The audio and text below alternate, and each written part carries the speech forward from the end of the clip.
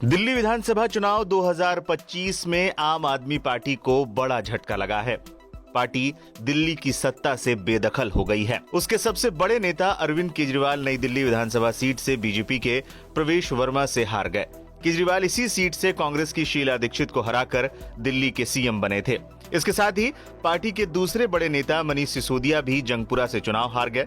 आपके लिए राहत भरी खबर कालकाजी सीट से आई। यहाँ मौजूदा मुख्यमंत्री आतिशी बीजेपी के रमेश बिदूड़ी से नजदीकी मुकाबले में जीत हासिल करने में कामयाब रही। दिल्ली में चली बीजेपी की आंधी के बीच 4 मुस्लिम उम्मीदवारों ने बीजेपी को कड़ी टक्कर दी और जीत भी हासिल की। 2025 दिल्ली विधानसभा में कितने मुस्लिम विधायक? 2025 के दिल्ली विधानसभा चुनाव में 4 मुस्लिम विधायकों ने जीत दर्ज की।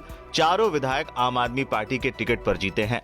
साल 2020 में हुए विधानसभा चुनाव में दिल्ली विधानसभा में 5 मुस्लिम विधायक पहुंचे थे। इस बार के चुनाव में 1 विधायक कम हो गए। 2025 विधानसभा चुनाव में आम आदमी पार्टी के टिकट पर ओखला से अमानतुल्लाह खान, मटिया महल से आले मोहम्मद इकबाल, बल्ली मारान से इमरान हुसैन, सीलमपुर से चौधरी जुबैर अहमद ने जीत दर्ज की। बल्ली मारान सीट से इमरान हुसैन जीते। बल्ली मारान सीट से आप उम्मीदवार इमरान हुसैन 29,823 वोटों से जीत हासिल करने में कामयाब रहे। इमरान ने बीजेपी कैंडिडेट कमल बागरी को करारी शिकस्त दी।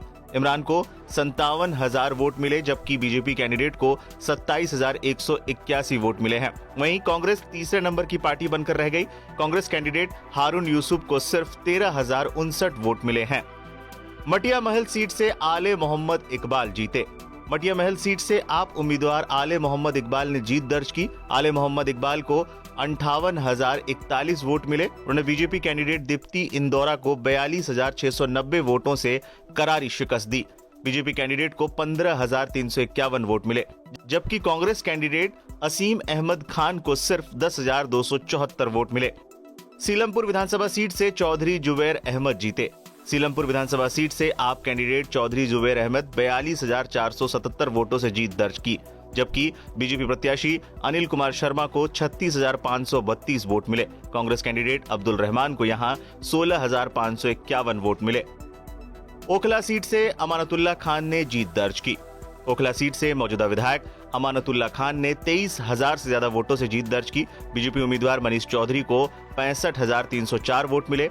इस सीट पर एआईएमआईएम उम्मीदवार शिफाउर रहमान खान को 39,385 वोट मिले हैं। कांग्रेस उम्मीदवार अरीबा खान को सिर्फ 12,739 वोट इस सीट पर मिले। बता दें, दिल्ली विधानसभा चुनाव को लेकर अलग अलग प्रतिक्रियाएं भी सामने आ रही हैं। सबसे पहले तो मैं कालकाजी विधानसभा की जनता का धन्यवाद करना चाहती हूँ, जो उन्होंने मुझ पर भरोसा दिखाया। मैं अपनी पूरी टीम का धन्यवाद करना चाहती हूँ, जिन्होंने बाहुबल, गुंडागर्दी, मार पिटाई का सामना भी करते हुए जमीनी स्तर पे मेहनत करी और जनता तक पहुंचे। बाकी दिल्ली की जनता का जनादेश है, हमें जनादेश स्वीकार है। ये मैं अपनी सीट जीती हूं, लेकिन ये जीत का समय नहीं है, ये जंग का समय ही है। जंग जारी रहेगी भारतीय जनता पार्टी के खिलाफ, उनकी तानाशाही और उनकी गुंडागर्दी के खिलाफ। आम आदमी पार्टी हमेशा गलत के खिलाफ लड़ती आई है और हमेशा गलत के खिलाफ लड़ती रहेगी।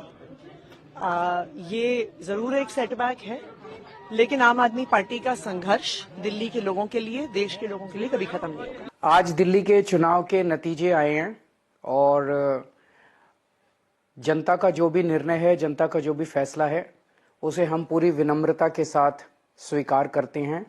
जनता का निर्णय सर माथे पर। मैं भारतीय जनता पार्टी को इस जीत के लिए बहुत बहुत बधाई देता हूं और मैं उम्मीद करता हूं कि जिस उम्मीद के साथ और जिस आशा के साथ लोगों ने उनको बहुमत दिया है, वो उन सभी उम्मीदों और आशाओं पे पूरा उतरेंगे। हमने पिछले 10 साल में जनता ने जो मौका दिया हमें, उन 10 सालों में हमने बहुत सारे काम किए।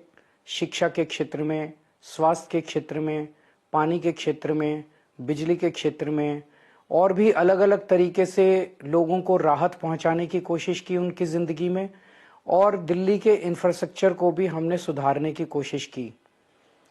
अब जो जनता ने हमें निर्णय दिया है, हम न केवल एक कंस्ट्रक्टिव ऑपोजिशन का रोल निभाएंगे, बल्कि हम समाज सेवा, जनता के सुख दुख में काम आना, व्यक्तिगत तौर पे जिसको भी जो ज़रूरत होगी, हम लोगों के सुख दुख में हमेशा काम आएंगे। क्योंकि हम राजनीति में कोई सत्ता के लिए नहीं आए, हम राजनीति को एक जरिया मानते हैं जिसके जरिए जनता की सेवा की जा सके, जिसके जरिए लोगों के सुख दुख में काम आया जा सके। वो काम हम करते रहेंगे और हमें आगे भी इसी तरह से जनता के सुख दुख में काम आना है।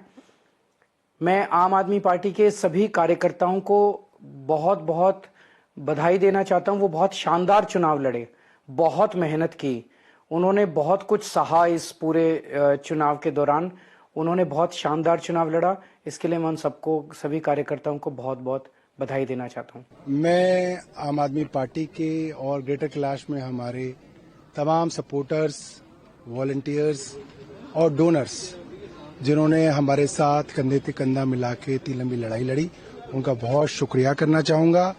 और ये बताना चाहूंगा कि आप डरिएगा मत, आप हताश मत होइएगा। ये छोटी छोटी लड़ाइयां हम हारते हैं, बड़ी जंग जीती जाती है। Small battles are lost to win a bigger war.